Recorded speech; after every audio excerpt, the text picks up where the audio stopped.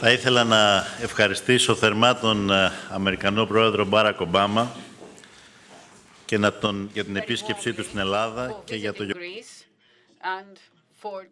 choosing Athens, the birthplace of democracy, for one of his last stops before concluding his 8-year term as the American president. A presidency during which the image of the United States of America around the world has changed, even in this country, where during the Cold War era, Greek-American relations have accumulated a heavy historic burden, a very heavy historical burden. And I think that it was a historic moment when, during the previous visit of an American president in Greece in 1999, President Clinton recognized the errors of the U.S. as regards the dictatorship in Greece. Because the Greek people do not only relate to the ancient traditions, they have fought, they have shed blood until recently to defend the values of democracy and freedom, which are our common values. Therefore, Greece is now welcoming an American president who, throughout his term in office, has strongly defended these values, who has fought for the rights of all people, irrespective of color, religion, or sexual orientation, who has worked in order to deal with climate change. A president who has integrated millions of Americans into healthcare. A president who has put his strength and his influence behind a humanitarian solution of the great refugee crisis, the greatest after World War II. And I should also like to point out, because this is very important to Greece, this is a president who, when he had to deal with the 2008 economic crisis, has led the American economy on a completely different path than the one that Europe has chosen. 8 years later, the result is more than visible. Quantitative easing, commitment to employment, which was the choice of the United States, have led to impressive growth rates and decline in unemployment. While on the other side, the insistence of European leaders to austerity policies keeps the European economies trapped in stagnation, and it therefore brings about huge political and social problems. And it is in this respect that I had the opportunity to discuss with President Obama the huge challenges that our country, but also the whole of Europe, is dealing with. These are challenges that need to be dealt with collectively, decisively, and effectively. Otherwise, we will be led backwards from a political and a social point of view. We have therefore agreed that for modern societies to have help and hope and aspirations is the only reply against the increasing trend in skepticism and inward looking, which is a threat to modern democracies. The international community, when trying to avoid historic mistakes of the past, saw this issue clearly when, in 1953, and with the assistance and support of the United States of America, they settled the German debt and they linked it to a growth clause. Today, the strong Germany, which is the financial powerhouse of Europe, should think in the same manner. Greece and the Greek people have recently had to deal with the harshest consequences of the global and European economic crisis. As an economy and as a society, we have had to experience a program of disastrous austerity, which made the problems more acute instead of resolving them. Within a few years, we have lost 25% of our GDP, while in 2004, unemployment went up to 27%. Today, and despite what we have suffered, we are still standing. We were able, through great sacrifices, to avoid the threats and the threatened disaster, and we are step by step restoring our economy. Today, for the first time in years, we are back to growth. Slowly but surely, we are decreasing unemployment, and we are restoring confidence to the future of the Greek economy. About 18 months ago, although we were a young government, we were asked to take very difficult decisions. And with this opportunity, I want to recognize publicly the role and the contribution of President Obama during those difficult moments, to recognize his moral and political support he gave to my government in the effort to find a political solution. Difficult decisions were made not only in order to keep our country in the Eurozone, but also in order to maintain the cohesion of the European Union. And I believe that our decisions were right, as shown by history. We have made difficult reforms in the social security, in taxation, in public administration, but we have always taken measures to fight corruption, to attract investment, to create a better context for investment in Greece. We will continue to decisively promote reforms that will promote growth. And at the same time, we will continue to negotiate hard in order to avoid any reforms that would undermine growth.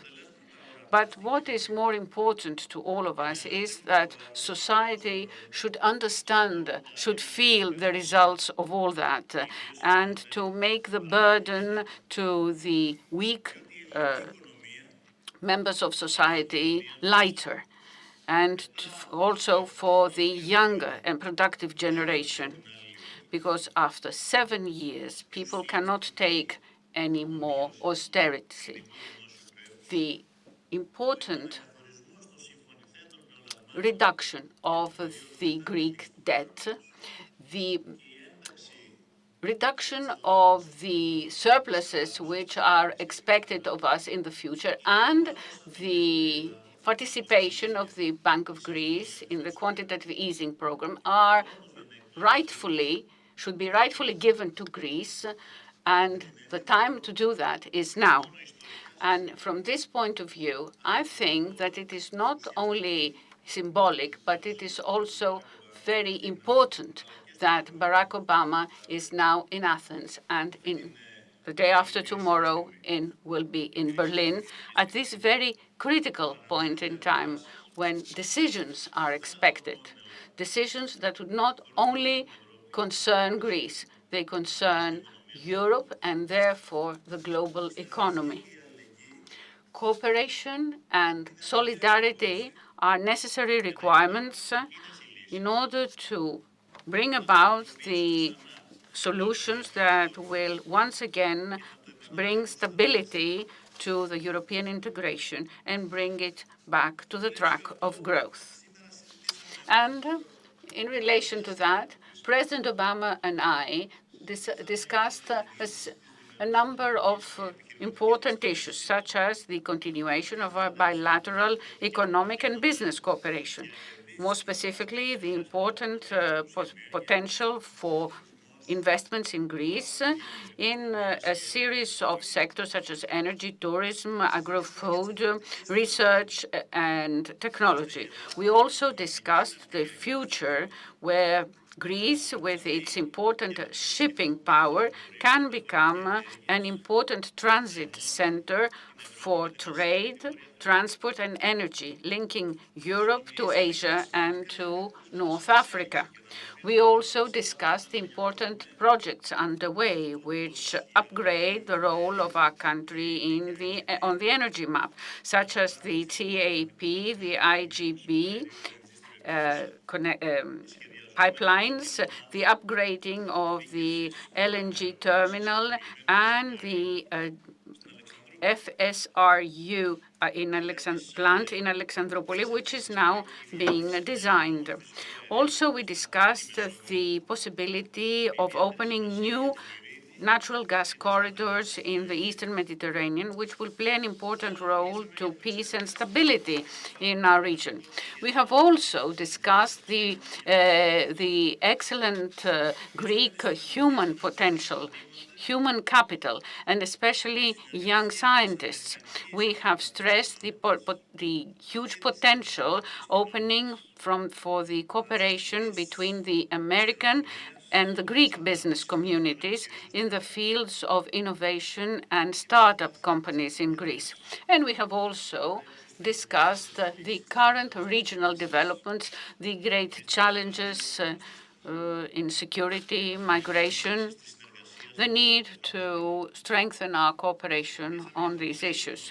We have discussed the critical role that Greece plays as a pillar of peace and security in a region where stabilization is on the grow.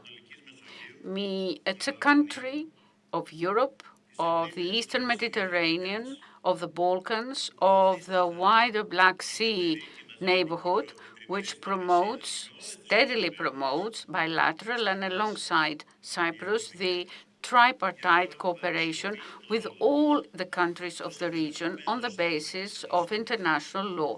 A country which is using its role as an active member of the EU and NATO to promote peace, stability, and security in the region, and which is gradually strengthening its role in order to promote border security and cooperation against terrorism. A country which, despite its financial difficulties, has offered support to hundreds of thousands of refugees who arrived on its shores. A country when the Balkan corridor was unilaterally closed, and despite the pressure exercised on it to violate our common values, still insists that the only way to deal with the refugee issue is respect for international law, cooperation with transit countries and countries of origin, and dealing with the origins of migration, with the reasons of migration. And in this framework, we have discussed the importance of implementing the EU-Turkey agreement and continuation of NATO operations in the Aegean. We have stressed the needs to do whatever possible to promote peace and stability in Syria, Iraq, and Libya. The hardship, the fighting against civilians should stop, and terrorism should be fought decisively. We have also stressed the need to restart the credible talks on the Middle East issue. And in this framework, I have underscored my commitment to dialogue and cooperation with our neighboring Turkey, a country that plays an important role for the future of our region. But I still stressed that the promotion of these important relations can only take place on the basis of mutual respect without threats of war and questioning of sovereign rights. And of course, we have discussed the Cyprus issue, the need to find a fair and viable solution on the basis of UN resolutions and compatible with the fact that Cyprus is an EU member state. We have therefore expressed our support to the very important, critical, bi-communal talks which are underway. Tomorrow I will be meeting President Anastasiadis, who will be in Athens. We need to be very careful at this very critical point in relation to these talks, because important issues are still pending. Our objective is to achieve a solution that will benefit all of the Cypriots, and a solution that will promote confidence building on the island. And this, in our view, cannot happen without the departure of the occupation army and without doing away with the obsolete system of guarantees. So before I conclude, I should like to once more thank President Obama for opting to visit our country. I would like now to remember the words of another important American president who, during the previous century, had to fight in order to deal with challenges similar to the current ones: security, economic crisis, or migration of movements of populations. And he had said that real freedom for people can only exist whenever there is security and independence. And he had also said that famine and unemployment are the raw material for dictatorships.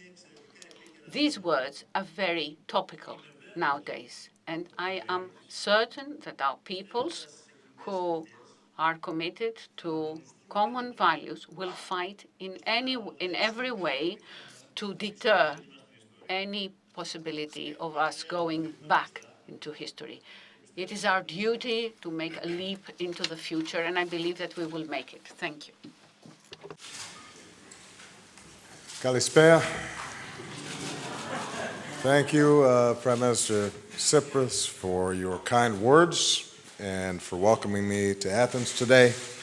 I've always wanted to come to Greece, and I'm delighted to be able to make this part of my last trip overseas as President of the United States. I think we all know that the world owes an enormous debt to Greece and the Greek people. So many of our ideas of democracy, so much of our literature and philosophy and science can be traced back to roots right here in Athens. I'm told there's a saying from those ancient times, kalos ke agathos. When someone or something is good and beautiful on the outside, but it's also good and noble on the inside in terms of character and in terms of purpose. And I think that's a fine description of the friendship that exists between the Greek people and the American people. Now, the ideas of ancient Greece helped inspire America's founding fathers as they reached for democracy. Our revolutionary ideas helped inspire Greeks as they sought their own freedom, and Americans came here to help fight for Greek independence. At the dawn of the Cold War, when President Truman committed the United States to the defense of Greece, he said, "I believe that we must assist free peoples to work out their own destinies in their own way." To this day, the United States is profoundly grateful for our friendship and alliance with Greece. And I'm personally very grateful to my many friends in the Greek American community, sons and daughters of Hellenes, who have found success in every walk of American life. And Alexis, I want to thank you for your commitment to our alliance and for the good work that we did today. As the Prime Minister already noted, we spent much of our time discussing the economic situation here in Greece and how Greece can continue to move forward. I know this has been a painful and difficult time, especially for Greek workers and families, pensioners, and young people. This crisis is not an abstraction, but has had a very concrete and devastating impact on the lives and livelihoods of millions of people across this country. In our meeting, Alexis outlined next steps, including reforms to make Greece more attractive to investment and to prevent the kind of imbalances that led to the debt crisis in the first place. In other words, Greece, under his leadership, continues to do the hard work necessary to recover. At the same time, I've been clear from the beginning of this crisis that in order to make reforms sustainable, the Greek economy needs the space to return to growth and start creating jobs again. We cannot simply look to austerity as a strategy, and it is incredibly important that the Greek people see improvements in their daily lives so that they can carry with them the hope that their lives will get better.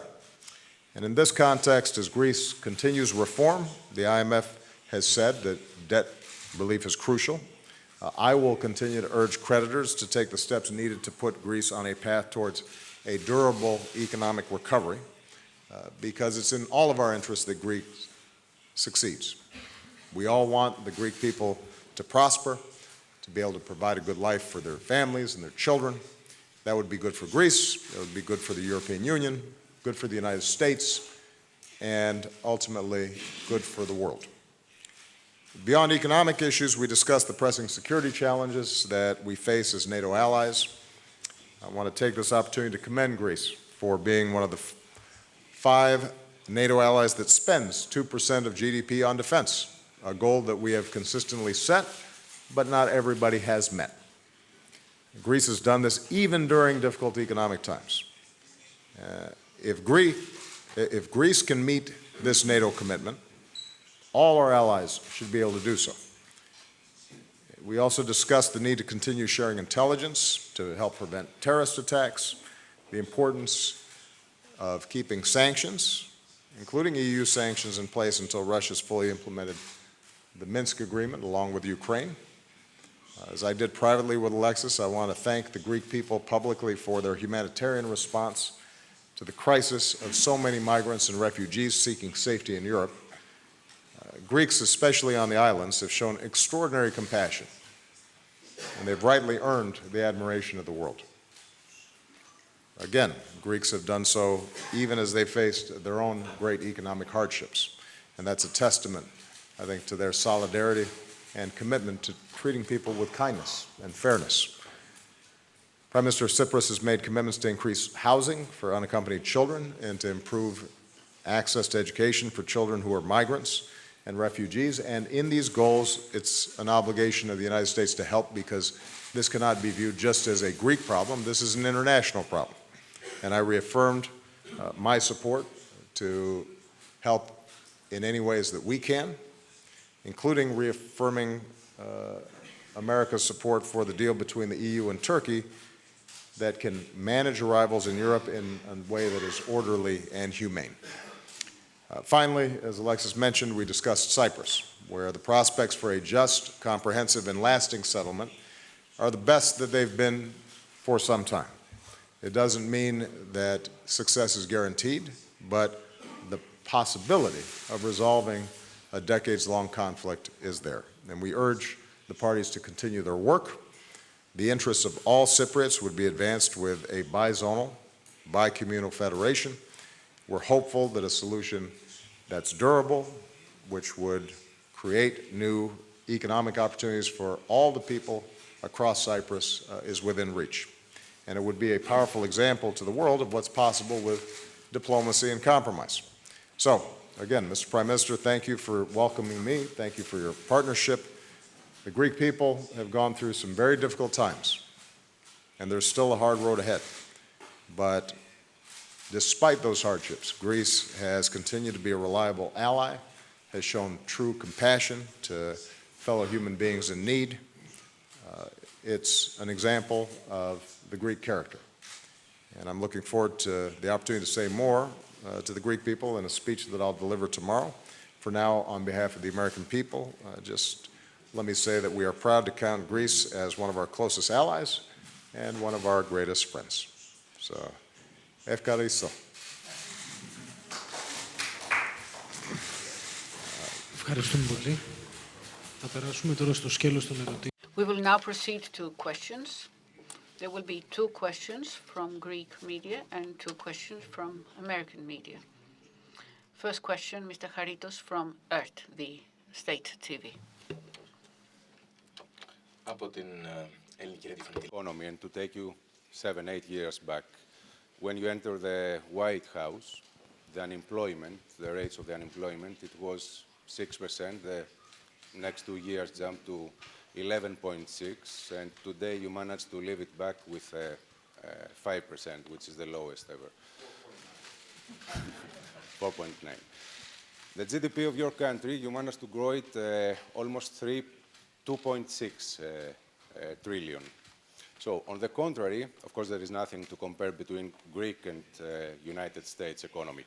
But on the contrary, Greece, the last 7 years, is following the treatment of the financial institutions, the foreign financial institutions, and we're still in the eye of the storm of the recession. So, in the same time, there is no discussion about the debt relief. So, my question is, how far this economy can go with these reform programs without any discussion of the debt relief? How far this relationship between Greece and the foreign institutions can last?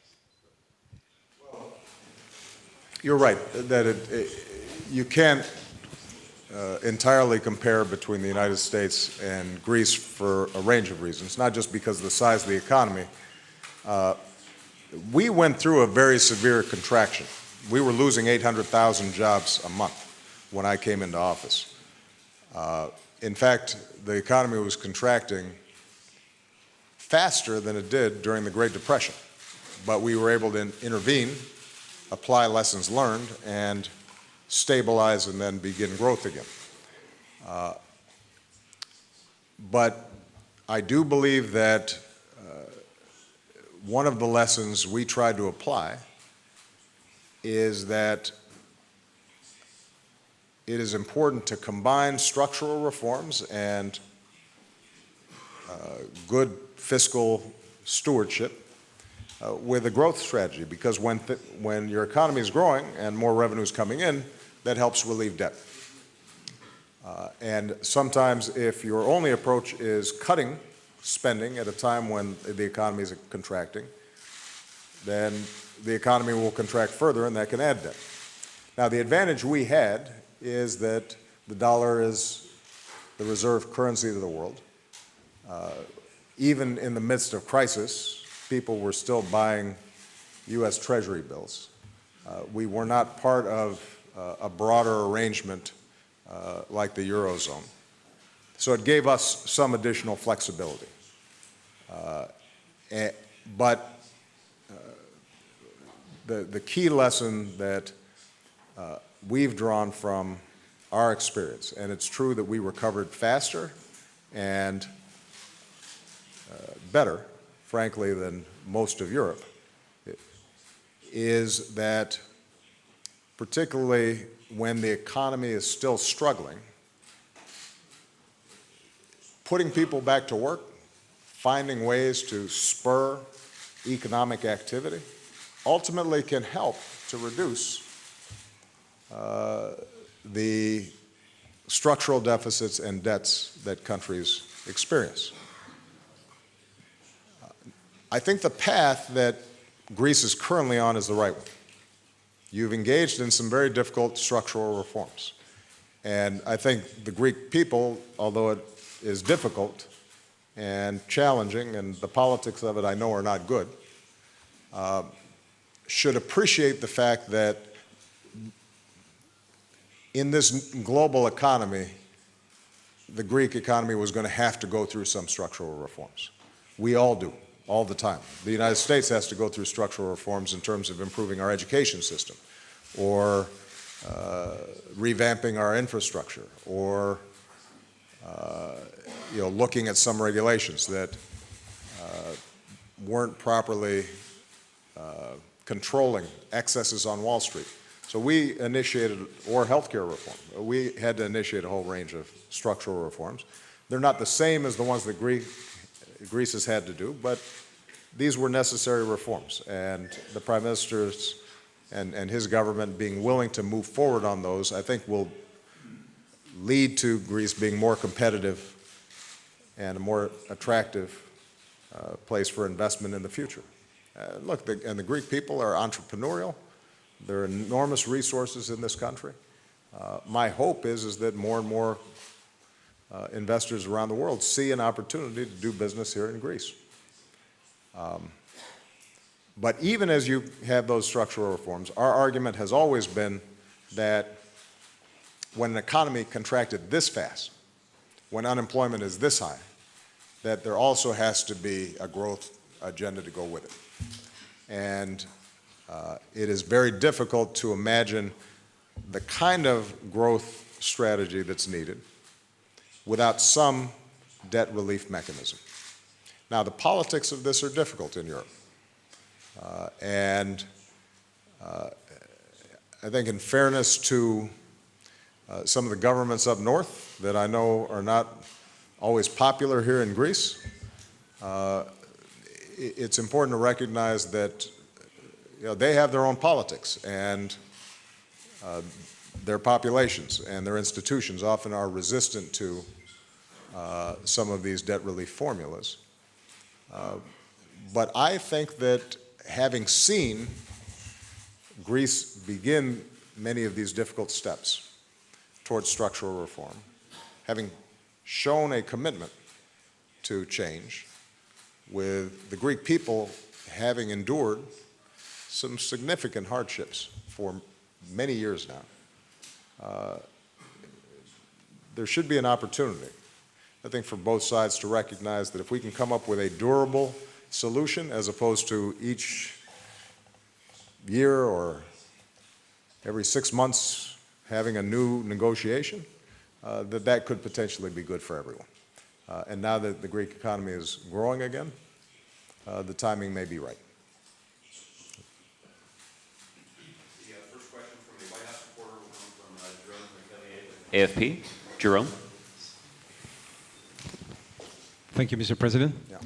A lot of people in Europe are still struggling to understand what happened on November 8 in the United States. Do you believe it's the exact same dynamic as Brexit, which happened 6 months before? And does it have to do with leaders struggling to read the mood of their country? Do you have the feeling that while in power, you underestimated anger or resentment or fear in America? And to you, Prime Minister Tsipras, President Obama has repeatedly said, including today, that Greece should get substantial debt relief. From your conversation with him today, are you hopeful that he might convince Chancellor Merkel to make a move in that regard later this week? No two countries are identical. And obviously, there's a difference between a referendum on a very complex relationship between Great Britain and the rest of Europe and a presidential election in the United States. Presidential elections always turn on personalities, they turn on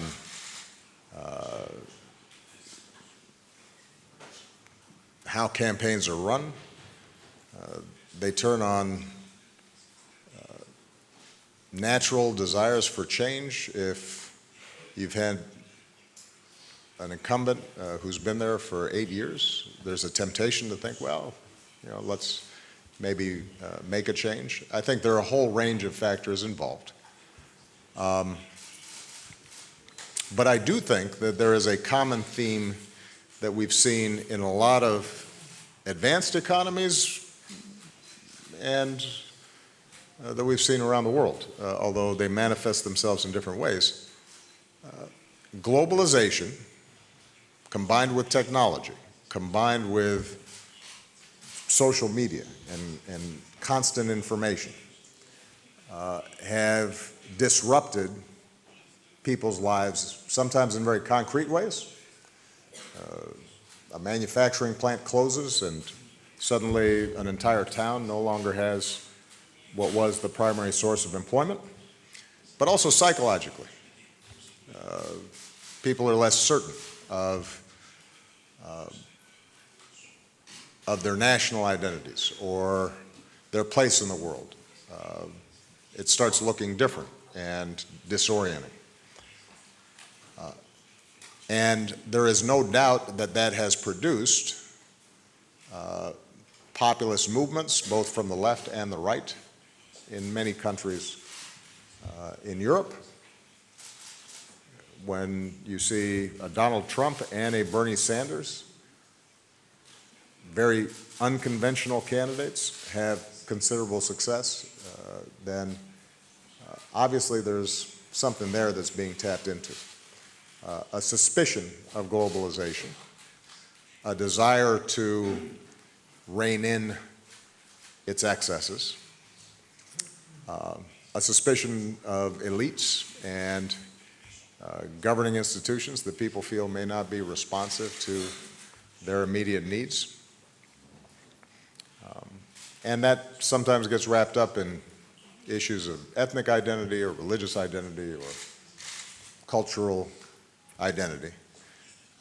And that can be a volatile mix.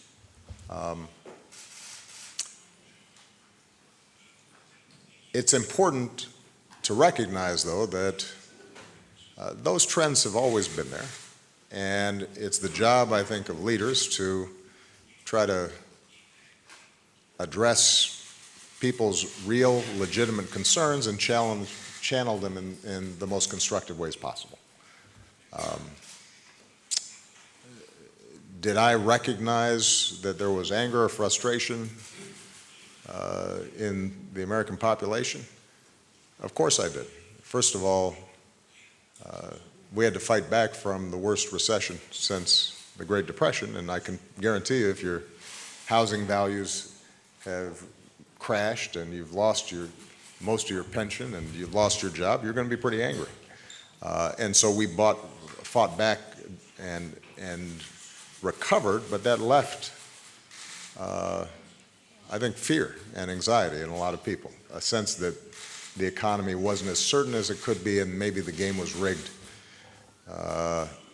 on Wall Street or by special interests in Washington or what have you. And that's been there. I was also aware of it because of the fact that you've seen some of the rhetoric among Republican elected officials and activists and media. Some of it pretty troubling and not necessarily connected to facts, but being used effectively to mobilize people. And obviously, President-elect Trump tapped into that particular strain within the Republican Party and then was able to broaden that enough and get enough votes to win the election. The lesson I draw, and I think people can draw a lot of lessons, but maybe one that cuts across countries, is we have to deal with issues like inequality. We have to deal with issues of economic dislocation. We have to deal with people's fears that their children won't do as well as they have. The more aggressively and effectively we deal with those issues, the less those fears may channel themselves into counterproductive approaches that pit people against each other. And frankly, that's been my agenda for the last 8 years. I think raising wages, investing in infrastructure, making sure that people have access to good educations that equip them for the jobs of the future. Those are all agenda items that would help alleviate some of those economic pressures and dislocations that people are experiencing. The problem was I couldn't convince a Republican Congress to pass a lot of them. Now, having said that, people seem to think I did a pretty good job. And so there is this mismatch, I think, between frustration and anger. Perhaps the view of the American people is that you just need to shake things up. Time will now tell whether the prescriptions that are being offered, whether Brexit or with respect to the U.S. election, ends up actually satisfying those people who've been fearful or angry or concerned. And I think that's going to be an interesting test, because I think I can make a pretty strong argument that the policies we put forward were the right ones, that we've grown faster than just about any advanced economy. The country is indisputably better off, and those folks who voted for the president-elect are better off than they were when I came into office, for the most part. But we'll see whether those facts affect people's calculations in the next election.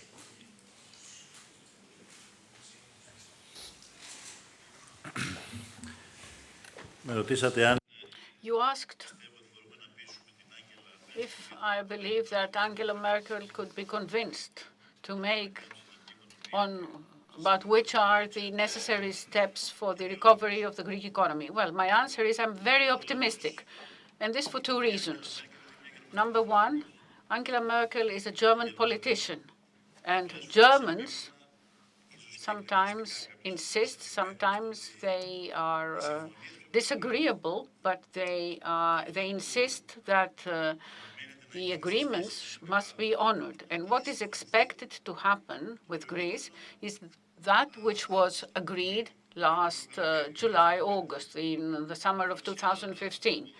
That was that as soon as Greece shows that it has decided to proceed with courageous and difficult reforms, that when the first and most difficult review is completed, then decisions will be taken, measures will be implemented to reduce, to provide debt relief to Greece so that Greece can go out into the money markets and for growth to return at a very high rate in the Greek economy. So the first reason for my optimism is that just as the German finance minister used to say, pacta sunt servanda, this is a Latin expression which we sometimes use, although we have learned not Latin but ancient Greek in our schools.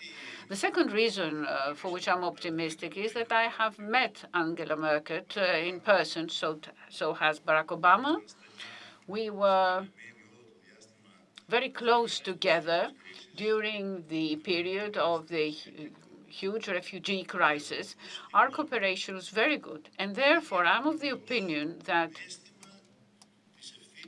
she is a responsible politician, a politician who has a sense of responsibility for Europe, and not only for Germany or for her political party. And this was the manner in which she dealt with the refugee crisis, with a deep sense of responsibility on the future of Europe and on stability. And for these two important reasons, I do expect that she will be convinced that these two necessary steps must be made. Two steps that will not be a burden to German taxpayers, so that Greece can become not a member or a part of the problem, but a part of the solution for security, for growth, and for solving the refugee issue, for which Greece plays an important role. And that is why I'm optimistic, and I expect my optimism to be realized. Mr. Ignatiu from Ethnos, question number 3. It means a lot for us, for you to be here. My name is Michael Ignatiu. I'm the correspondent in Washington for Ethnos newspaper and Mega TV. You said many times, Mr. President, that the way the Europeans handle the economy the economic crisis had the opposite effect. And also, you talk many times against the austerity. And of course, you are right. Why, in your opinion, you didn't succeed to convince the Europeans to follow your way? And what are you going to do the last 2 months to help Greece and the Greek people? Also, I have a short question about Cyprus. Both of you talk about Cyprus, and it's a dear issue for me because I born in Cyprus. How can you convince the President of Turkey to end the occupation of Cyprus, Mr. President? Well, let me take the second question first. This is ultimately a negotiation between Cypriots, Turkish Cypriots and Greek Cypriots. And the good news is that you have two leaders who seem genuinely committed to finding compromises and an approach that would serve both their peoples well. If, in fact, you can see a meeting of the minds between them, then the issue will be, can we make sure that all of us, the international community, Turkey, Greece, the United States, support that agreement in a way that can be ratified by both sides. And we've invested a lot of time. Vice President Biden's been actively involved in this. We are encouraged by the progress that's been made.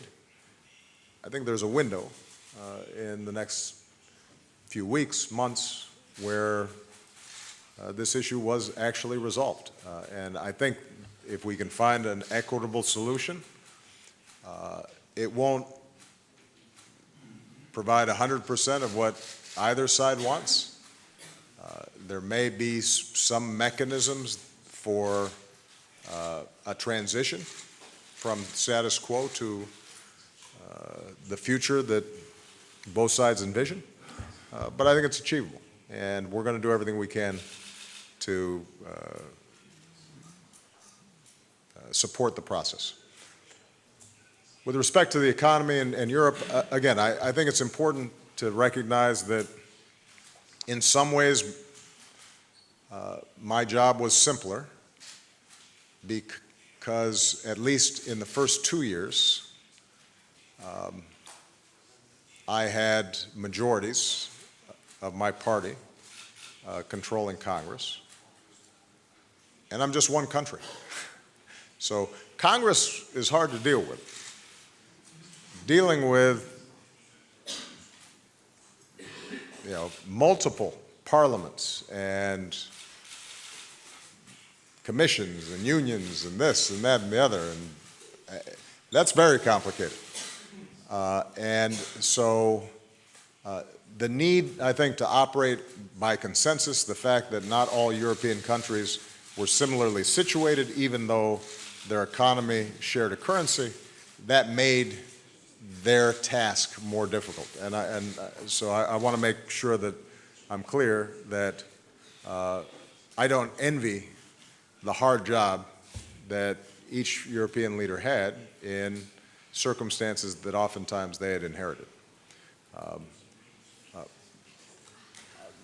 What I've tried to do is just offer our best thinking, whether it's in resolving problems in banks quickly, because the quicker you resolve the problems with banks and there's transparency in that process, the faster they recapitalize and are able to make investments. When the economy is shrinking, providing jobs, spending on things like infrastructure can actually increase revenue and drive down debt. And then there's going to be a time at which point debt has to be taken care of. I mean, for example, in the United States, our deficits went up in those first 2 years because we're engaging in a lot of emergency spending. Our deficits have now been reduced by 2/3, primarily because we started growing again and we started taking in more tax revenue. So there's some lessons, I think, that are applicable for all countries. And what we've just tried to do is offer the best advice that we can, understanding that when you're dealing with multiple nations, but a single currency, and then a European Union where some people are in the currency and some people are not in the currency, and a European Parliament and European Council, that's a lot of meetings. Okay.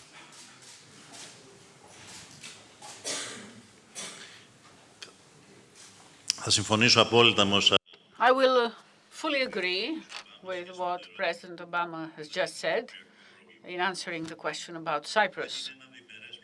It is not a bilateral issue. It is not a problem between Greece and Turkey. It's an international problem which has been going on for 42 years, as long as I'm alive. And it is a problem of illegal invasion and occupation of the northern part of Cyprus. We make our best. We do our best to encourage both sides to help them reach a fair and equitable and sustainable solution. In my first visit to Cyprus as a prime minister, I tried and I did meet over and above the leaders of the Republic of Cyprus, a number of representatives of the Turkish Cypriot community, and I think that that was the first time that a Greek prime minister was meeting with them. We are interested in making sure that the people of Cyprus will be able to live in a reunited Cyprus where they are free, where there's a democracy, freedom, and Cyprus is a member of the European Union. So I would like to make it clear that as regards Greece, we are in favor of a solution. We stand by the side of President Anastasiadis, who is making the effort, and we are only ready to discuss with Turkey the part which is relevant to us. That is the guarantees, because since 1959, since 1960, this obsolete issue of guarantees also concerns Greece. But Greece is not the country which has occupied and illegally invaded and illegally occupied Cyprus. So I believe that a fair and sustainable solution means a solution without the permanent presence of Turkish troops on the island. And at the same time, I think that the best guarantee for the Cypriot people to feel safe is the potential of a fair and sustainable solution. And if this happens, things will change not only for Cyprus, but for the wider region in general and for Greek-Turkish relations. This is how we are proceeding. I believe that, yes, President Erdogan plays an important role, but it is not my responsibility to convince him, Mr. Ignatiou. The final question will come from Chris Jansen with NBC News. Thank you. Mr. President, ever since the election, there have been protests on the streets of the United States. And earlier this year, Matt Lauer asked you if you believed you helped create the environment for Donald Trump to run. And you answered, talk to me if he wins about how responsible I feel about it. I wonder, do you feel any responsibility for the election of Donald Trump? And in the broader context, when you see his election, when you look at politicians like Theresa May, Marie Le Pen, do you believe that it is either a movement away from or an outright rejection of your worldview? And Mr. Prime Minister, you've also talked about your concerns about the rise of the extreme right in general, and about Donald Trump in particular. You said, I hope we will not face this evil. Do you believe Donald Trump or his ideas are still evil? And if so, do you believe your comments and the comments of other European leaders will make it more difficult for you to work with him? Thank you. Well, first of all, I think it's fair to say that I was surprised by the election results, and I've said so.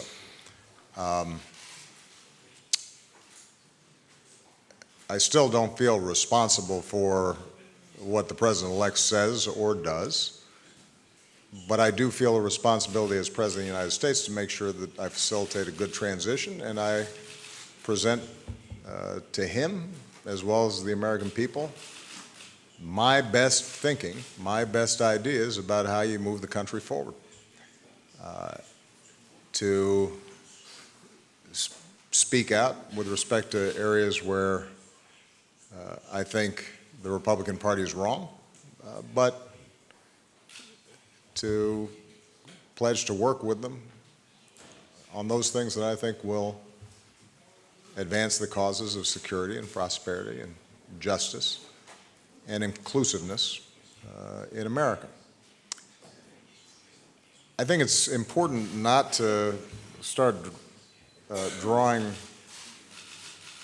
parallels, for example, between Theresa May, a fairly traditional conservative politician who's now prime minister, and Le Pen in France. Those aren't the same. And the situation in each country is different. I do think, as I said before, that history doesn't move in a straight line. It zigs and zags and sometimes goes forward, sometimes moves back, sideways. I think at times of significant stress, people are going to be looking for something, and they don't always know exactly what it is that they're looking for, and they may opt for change, even if they're not entirely confident what that change will bring. As you know, throughout my presidency, I'm sure as a matter of convenience, I generally haven't paid a lot of attention to the polls. But since your question is directly related to the notion of a rejection of my worldview, last I checked, a pretty healthy majority of the American people agree with my worldview on a whole bunch of things. And I know that that begs the question, well, how is it that somebody who appears to have a very different worldview just got elected?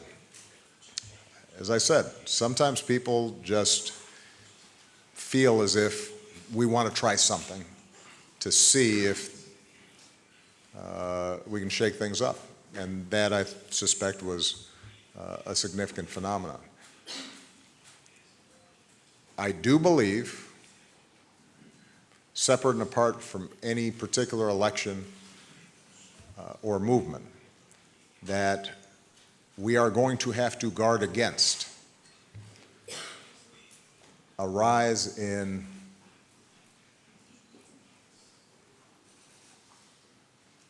a crude sort of nationalism or ethnic identity or tribalism that is built around an us and a them.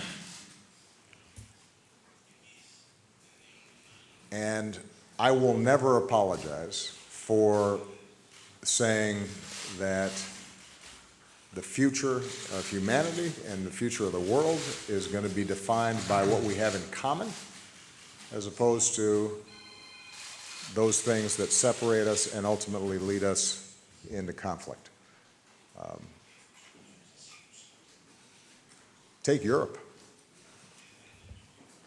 We know what happens when Europeans start dividing themselves up and emphasizing their differences and seeing a competition between various countries in a zero-sum way. You know, the 20th century was a bloodbath. And for all the frustrations and failures of the project to unify Europe, the last 5 decades have been periods of unprecedented peace, growth, and prosperity in Europe. In the United States, we know what happens when we start dividing ourselves along lines of race or religion or ethnicity. It's dangerous. Not just for the minority groups that are subjected to that kind of discrimination or, in some cases in the past, violence, but because we then don't realize our potential as a country when we're preventing blacks or Latinos or Asians or gays or women from fully participating in the project of building American life. So my vision's right on that issue.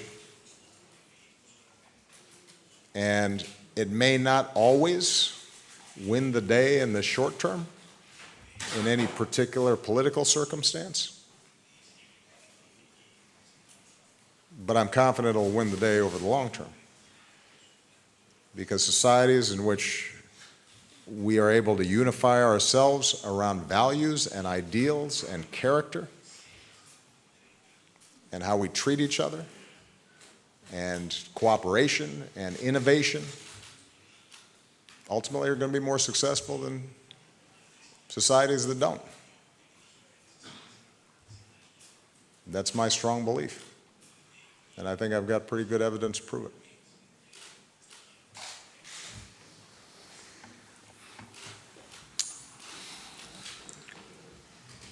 Για να σας είμαι ειλικρινής, To be honest,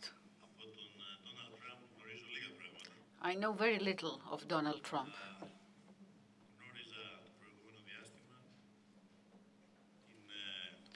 I got to know his aggressive manner and the manner in which he defended some unconventional points of view during the election period. Some have told me that I should have read his book before going to bargain in Brussels, The Art of the Deal. I didn't, but I don't think that that was decisive to the result. Still, let me point out that it was one thing what we knew about Donald Trump when he was seeking to become the candidate for the Republican Party. Another thing during the election period, and now that he is a president-elect, and it's quite another when he will be the president of a country that is a major player, a global player. So that is why, contrary to some of my colleagues in Europe, I did not rush to repeat some of the criticism that many of us have made during the election period about Donald Trump.